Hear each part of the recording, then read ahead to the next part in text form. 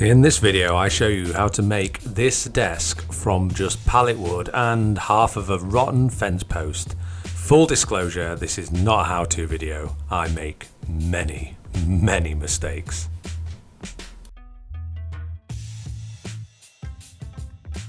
Now this video starts with heartache. I had a cheap £160, that's English pounds, thicknesser planer that I got from Screwfix, and it caught fire. Amazingly, it caught fire about 3 days after the year's warranty ran out. So what you're seeing here is some pallet wood, strips of pallet wood that have gone through the thicknesser, and they are fairly smooth. It leaves some snipe on the ends and it leaves some ridges throughout the middle of the board. I don't really know what they're called, and it's not perfect. But I've got this amount of pallet wood that went through before it caught fire. This is all I've got to work with.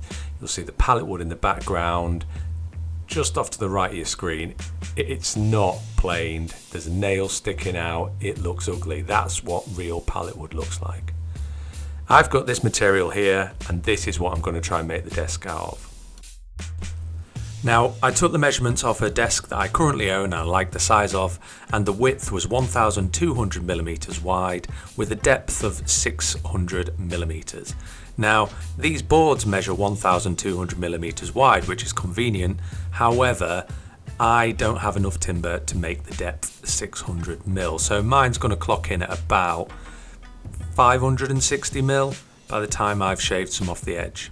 As you can see, that board at the back is giving me a bit of a headache, and I turn that round because I want to hide that tear out part at the back so it's against the wall and nobody can see it.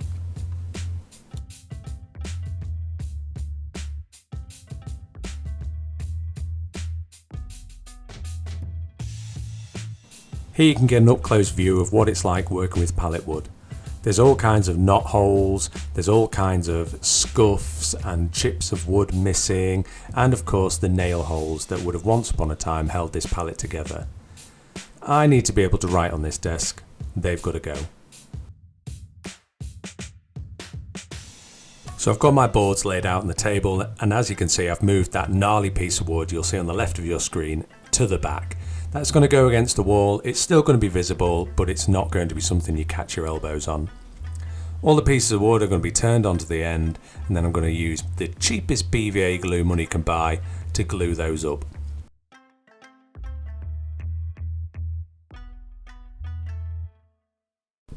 Just to prove that there's no expense spared on this channel, as well as using the cheapest PVA glue, I'm also using my finger. I'm not using a roller. I've seen Dana Mae using a spatula, which is a great idea, but unfortunately I did this before I saw that video. So I'm just using my finger. I've added some extra glue. I'd rather deal with squeeze out than this structure being unsound. We are, after all, building it out of recycled wood. It's at this point of the glue up that I realised I was messy, and I remember something Bourbon Moth once suggested. This would surely... no. Terrible idea. Scrap that. Grab a rag.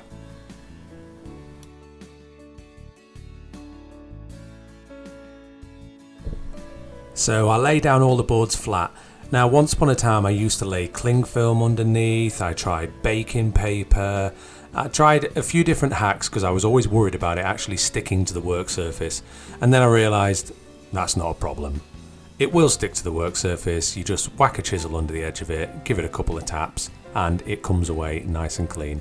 So I get my boards lined up. Now this is an old kitchen top, so I know that it's flat, I know that it's level, so I'm going to use the kitchen top itself to make sure that everything is flat. So I've laid 3 battens of wood I know is square and straight across the top. I'm going to clamp these down to the workbench itself to keep everything flat and to stop any popping upwards that you often get when you tighten those clamps that go in across the boards holding them together.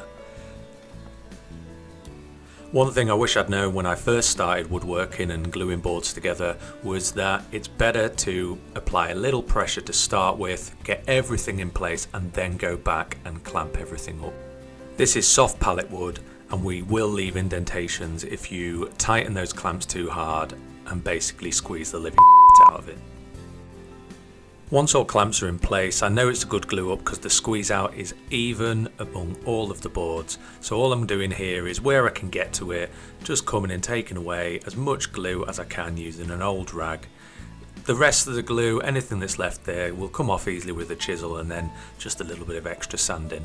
But I'd rather see glue squeezing out knowing that I've used enough than to underuse the glue and risk these boards coming apart.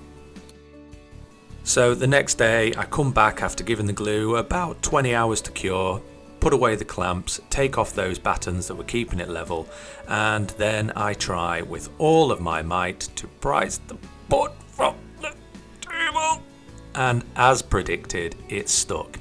But you can see it's not completely stuck. All I do is I take a wide chisel, give it a little cheeky wiggle under the corners, and eventually that board will pop off without any damage, without any stress, without any panic. One tip I did learn: to get the glue that's left on your work table, you can just use the chisel. Just gently scrape, don't press down, and the glue will just pop off. It doesn't like sticking to that flat, smooth surface. As you can see, everything's held together, and I'm quite impressed. There's not too much flex in the middle of it considering how thin this is. I am going to be using battens underneath it, and I'm going to be using a couple of brace pieces in the middle to make sure that this doesn't have any flex when it is completed. Again, I'm just reaching for a chisel, and those beads of glue that were underneath that I couldn't get to, I just run the chisel along those, and most of them just pop off, which limits the amount of sanding you have to do later. So over to the table saw, I've got this final length of pallet wood that has been planed down. Now I'm going to use this piece of wood to go as a strip underneath the front and the exposed depth of the desk. It's going to give it a little bit of extra support and also make the wood look thicker than it is. So all I'm doing is taking the measurement of that wood, the width of it. I am setting my table saw to half of that, so 35mm, and then I'm going to lower the blade so that it's about the same depth as the board. Then I'm going to cut this board into two equal strips, one to go along the full face of the desk and one to cover that depth and provide a little bit of additional support. I should mention that when measuring the width of the board, I did knock off a couple of mil to take into account the fact that one edge of the board was not very square. So I'm going to run this through the table saw, and then I'm going to take that strip with the dodgy edge, and then I'm going to run it alongside the saw again, just to take off any of those imperfections. So here I'm marking out the lengths that I'm going to need. Now this will measure the depth of the desk minus the width of the other facer piece, because these are going to be tucked behind the front facing piece that's going to run the entire length of the desk. Once everything's cut to length, it's back over to the worktop where I'm thinking, and then I'm going to mock everything up, make sure everything's cut to size and I've not made any mistakes here. And I'm going to use these blocks of pallet to represent the legs in this project. Now this desk is going to sit in the corner of a room, and it's going to be supported by two legs, one where you would imagine it would be, and the other one more as a decorative piece. So the blocks represent the legs, and here I'm going to beautifully demonstrate, a little bit like an air hostess, where the wall will be in terms of the desk. Beautiful, nailed it.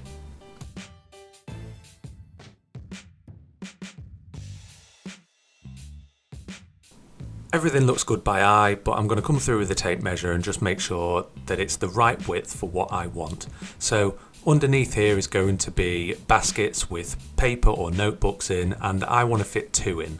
So I'm just checking to see whether the orientation is going to match up and whether I've got enough room to see my vision into reality. So I've glued that front facing piece, the bit that's going to support the length of the desk, and then I'm using these 2 brace pieces now unglued just to make sure everything's level and flush. Now at the minute I'm dealing with all kinds of knots and holes everywhere. I'm going to come back through and try and fill some of those later, so I'm not fussed about using a brad nailer here to hold everything in place. Also, I didn't want to wait another 12 to 24 hours for glue to cure. And when you use brad nails like this, it's like having clamps on, but you can still work on the project. So I'm going to come back through, I'm going to press really hard to bury some of those nails so that I can later fill those holes and you will never know they were there. I'm just making sure that everything is lined up as I'm going. Every time you use the brad nailer, it sends a bit of a jolt. That, coupled with the fact that the wood is always a little bit warped when working with pallet wood, means that you've just got to keep going through, make sure everything's lined up, and if it's not, force the hell out of it. Exactly the same thing with that edge piece. I apply some glue, give it a little smudge around, grab the brad nailer, pap, pap, pap, pap, and pretend I know what I'm doing. You'll notice that there is a space at the back where the top of the desk overlaps from where that brace piece is. Now, there's a good reason for that, and that's because the way I'm attaching this to the wall is I'm going to have it sitting on battens that are attached straight to the studs in the wall, just to give it extra rigidity. In my experience, using plaster plugs or anything like that for any kind of structural work leads to misery, heartache, and a hell of a lot of polyfiller.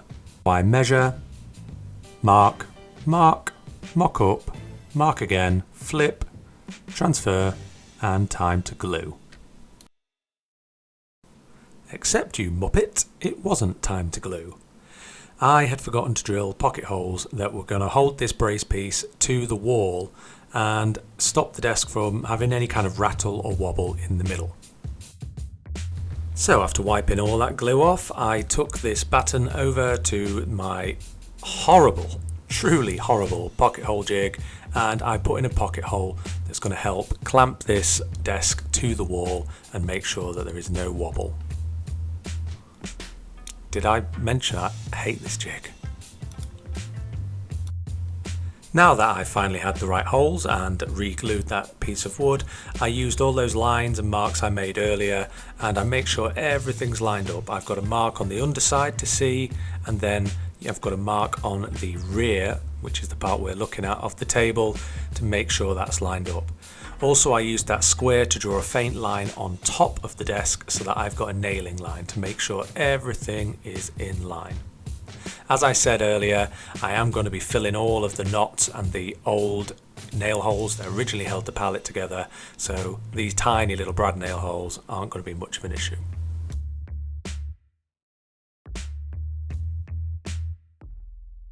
As I mentioned earlier in the video, the top side of this table needs to be smooth enough that you can have a piece of paper on and I can write without the pen going through the paper and into one of those divots or holes. So on the underside of the desk, I'm going to use gaffer tape here to cover the underside of all of the holes so that when I fill them later, the epoxy hopefully doesn't seep through. Maybe it won't. So once I've got the tape on, I'm then really pressing it down. I don't want there to be any chance of seeping through. And then I got an owie. I found one of the brad nails that I missed the mark with, and it really hurt. As well as the nail holes that are all in line, there's a couple of knots that come right through to the other side, so I'm just going to plug those with the tape as well.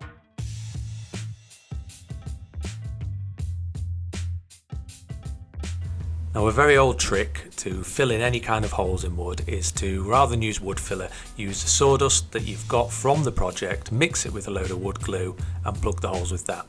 Now, normally you would use really fine sawdust, but I'm filling some quite big holes here, and in my mind this seemed like a good idea to use larger pieces of sawdust, some of the chip-ins, and I don't know why, I thought that that would do a better job of plugging the holes a little bit so that the epoxy wouldn't get through.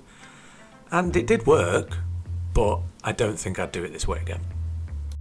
So I mixed enough glue to make it so I could pick up kind of clumps of this and then really jam it in. Like I said, some of these knot holes are kind of superficial, some of them are just holes straight through to the other side.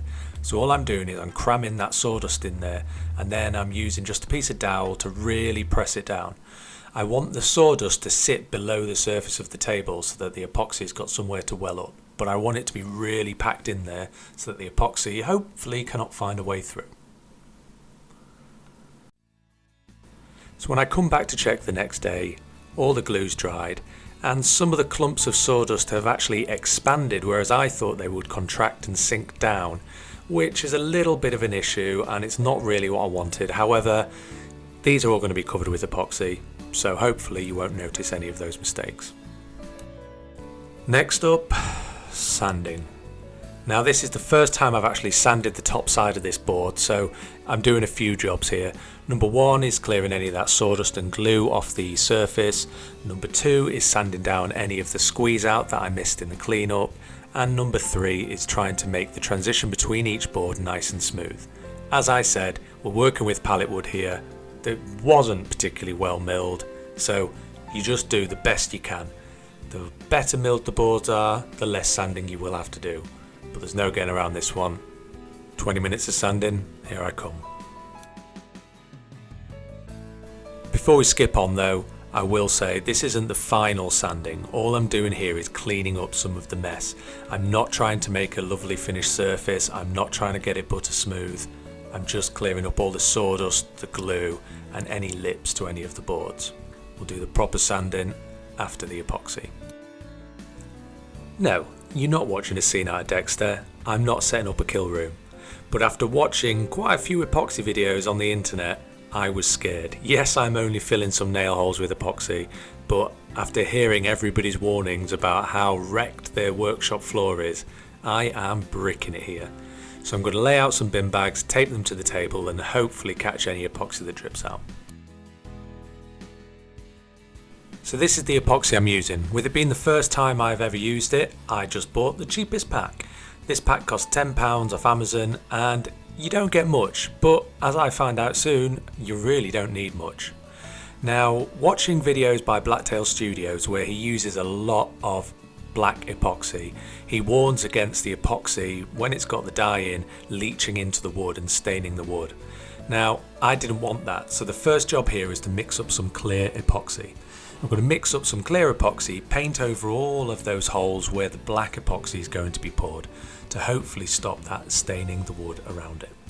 This stuff's crazy straightforward as well. You have a part A and a part B and you put equal parts of both in.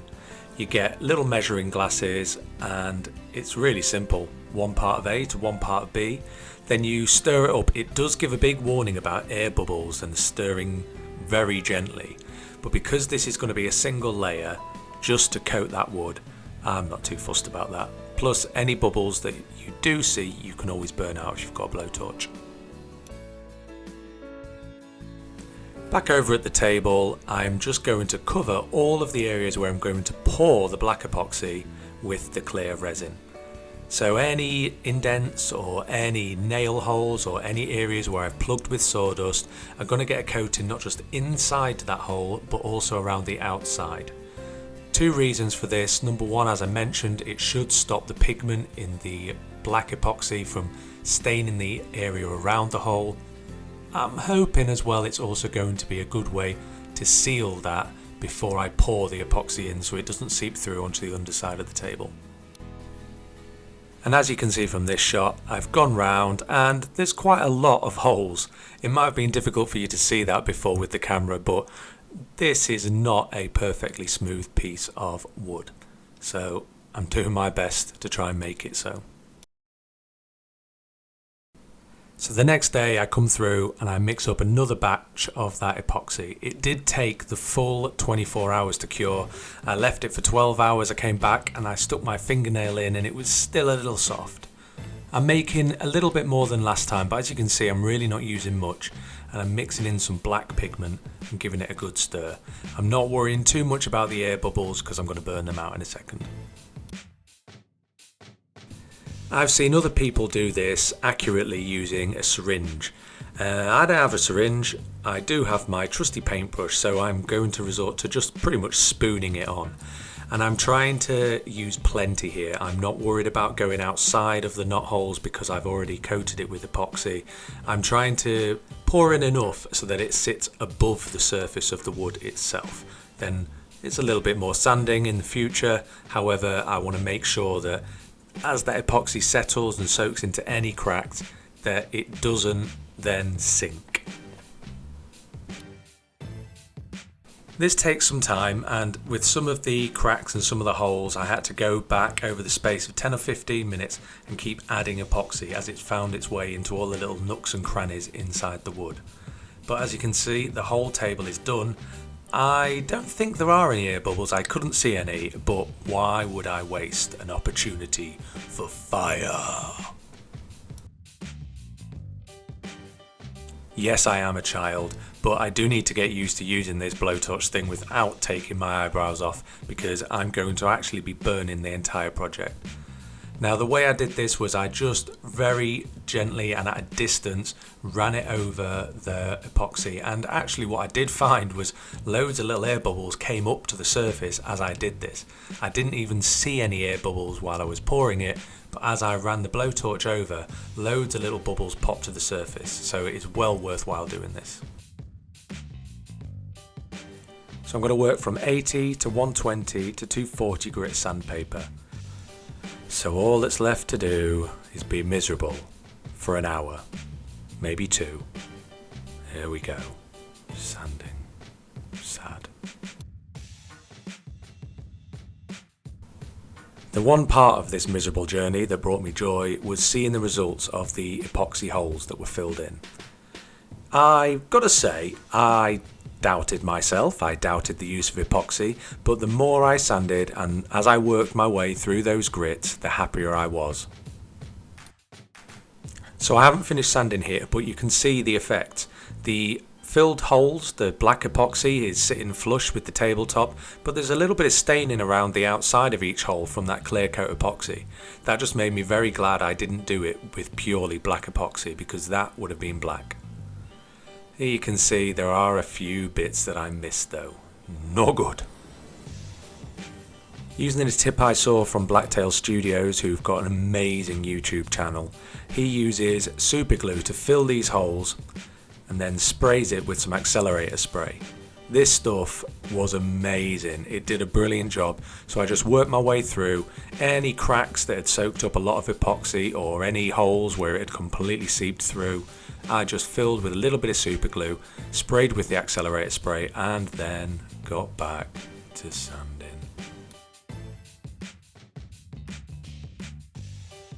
So I haven't really covered the legs up to this point, but I'm going to be making the legs out of more recycled wood. This is an old fence post that was pulled out the ground because it was rotten at the bottom, and they couldn't cut it off because it was no longer big enough to support the fence panels. I have to take the nails out first, and then there's a bracket on there I have to remove. It's battered, it's weather torn, it's got rot at the bottom, but I think I can cut around everything and still be left with enough timber for two sturdy legs. It is covered in creosote and paint and everything, so it will need to be taken down a notch before I can use it. But thankfully for me, I've got a new thicknesser.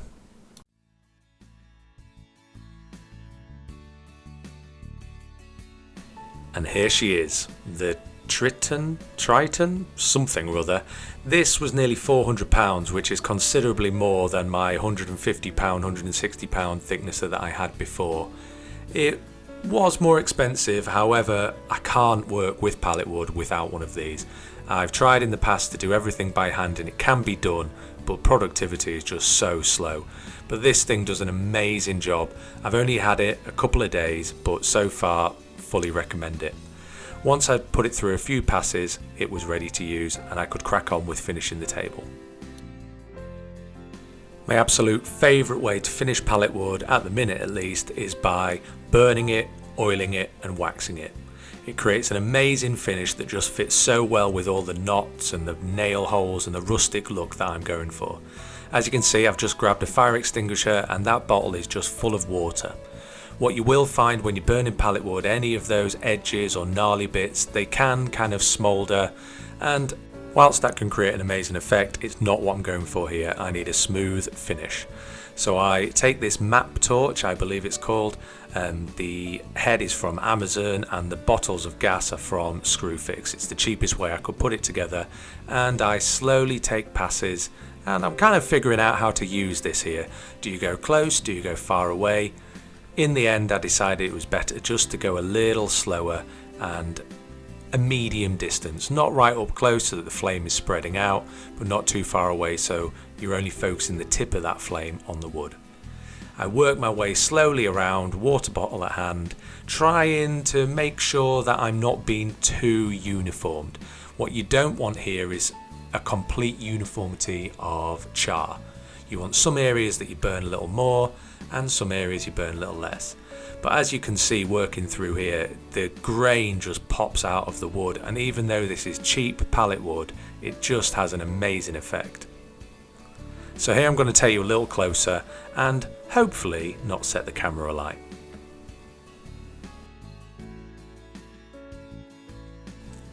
At the minute, this is my favourite method of finishing wood because it takes the white pine, which will eventually yellow, and just darkens it, it accentuates the grain, and when it does eventually yellow, that yellow will just blend in perfectly with all the charred parts of the wood. I love it.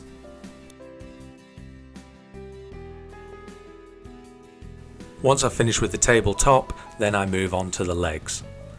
I will also mention that I have made a little shelf to go underneath, but I have not included that footage because it is purely done the same as the top, just some pieces of pallet wood glued together. It's going to have the same finish, and I'm simply going to hold it up with brackets and a batten on the wall. So there's nothing to it, it's done exactly the same, and I didn't want to bore you with repeating the same content. The next step, which I think pairs brilliantly with the burnt wood, is Danish oil. You're going to see the grain really pop out, and it's going to appear very orangey brown at the start, but this will fade. The idea is you slather on as much oil as you possibly can, leave it 10 to 15 minutes, come back with a clean rag and wipe the excess off. You then have to wait 6 to 10 hours, I think it says on the tin. I waited overnight and then applied a second coat of this stuff, but it just makes every part of the wood completely pop.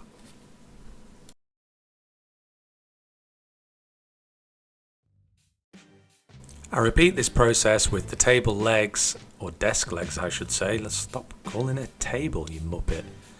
And there's that shelf I mentioned earlier. Like I said, it's just a rectangular shelf. There's a couple of little indents cut out. I just did that with a handsaw, and that will help it just to hold the structure together. But you'll see how I finish it all later by using just some cheap metal brackets and some wood screws. Again, I will just reiterate, I'm applying one coat, waiting 10 to 15 minutes, wipe the excess off with a clean rag. I'm leaving it overnight. The idea is you leave it for 6 to 10 hours, and then you can do it again. I'm only applying 2 coats of oil here. You can apply more, that's your choice. So the next day I woke up all excited. I thought all I've got to do is wax this and it is done. But I realised I'd made a mistake. There was nowhere for any of the wires to come through. Now this desk is going to be attached to the wall.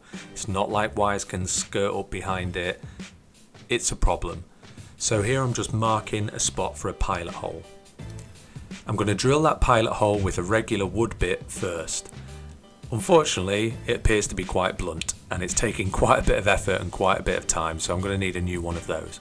The reason I do this is because I'm then going to come through with that large circular bit hole cutty thing, no idea what it's called, and I'm going to drill halfway through on the top, and then I'm going to turn that board over and drill the other half from the bottom, hopefully to stop any tear out. The underside of this desk is a mess. I'm not finishing it, I'm not selling it, it's for my house. I'm not going to look underneath, so I don't care, but I still don't want that tear out there. To help stop making a mess of the top, I've tried to put masking tape there. It does work to an extent. I'm going slow, I'm making sure not to go too far through, and to be fair, it could have gone worse. It was a stupid mistake to make. I should have recognised this sooner, but it is what it is. I am an amateur. I don't know what I'm doing. So I'm flipping that board over and I'm going to do the same on the other side. Just ignore the fact that the underside is not finished. There's a bit of epoxy. There's some squeeze out left over. Please, just stop looking. Close your eyes for a minute. Once I've managed to get all the way through, flip it back over. It's not too bad. There's no tear out. A little rough around the edges. So I'm going to go around with some sandpaper and just try to smooth that out a little bit. It's going to be plugged with wires, you're probably not going to see it. Next up is the final layer of finish. So for the final layer I'm using this wax. It is called Furniture Wax by a well-known brand called Rust-Oleum. I've never used this one before, I've always used cheaper brands, but because this is going to be quite a feature piece in the room, I wanted to make sure I was using something that wasn't cheap. I must say it's the best wax I've used so far. It goes on really easily, it's a little thick so you have to kind of manipulate it a little bit. However, all you do is simply rub it on quite liberally, and then afterwards you get another clean rag and then wipe it all off. On the back it mentions being able to do this with wire wool or more abrasive cloth. However, I just used an old piece of rag that I've got lying around, cut from the back of a curtain, and I just smeared it all over and then came through and rubbed it all off and gave it a bit of a buff.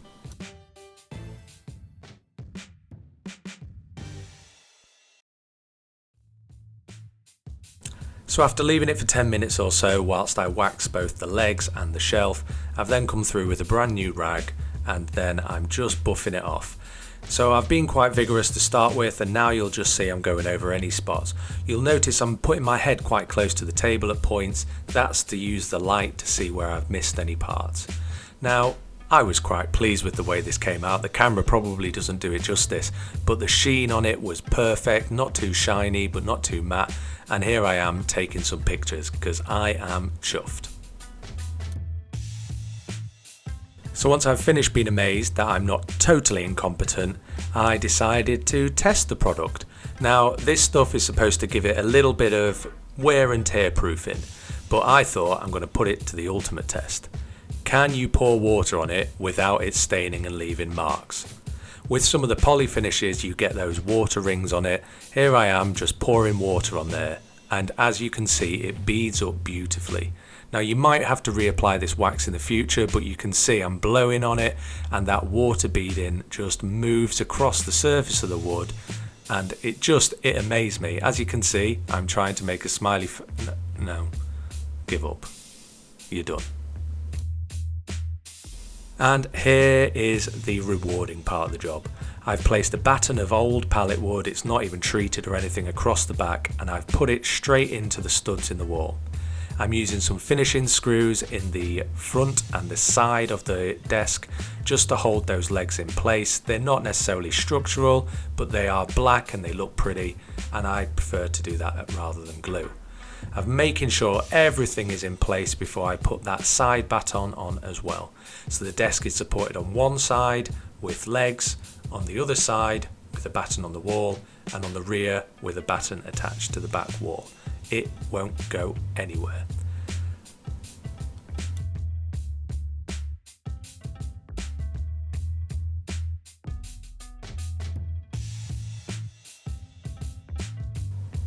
Once the desk is in place, I take some measurements to space my screws evenly. Again, I drill some pilot countersunk holes and I put some of those finishing screws to hold it to the batten at the back. I could have done this discreetly using pocket holes, but I figured the screws were going to be out of the way of anything and wouldn't interfere if you were using paper on the desk. I've skipped over the shelf because there is nothing interesting about it. It is purely a few boards glued together, and I'm just holding it in place with some small metal L brackets. The screws will be underneath so you won't see them. I'm sure I won't be saying this in the winter, but I was starting to miss the cool of the garage. It's hot. It's like really hot. Might be too hot. And here it is, guys, the finished product. Considering I went into this with no measurements and just using scrap wood, it's not cost me a penny other than a few materials for finishing. I am more than chuffed with this. If you've gotten anything from this video, whether it's just learning from my mistakes, please share it, like it, subscribe to it. Whatever you do helps the channel massively. Thank you so much for taking the time to watch, and I wish you all the best.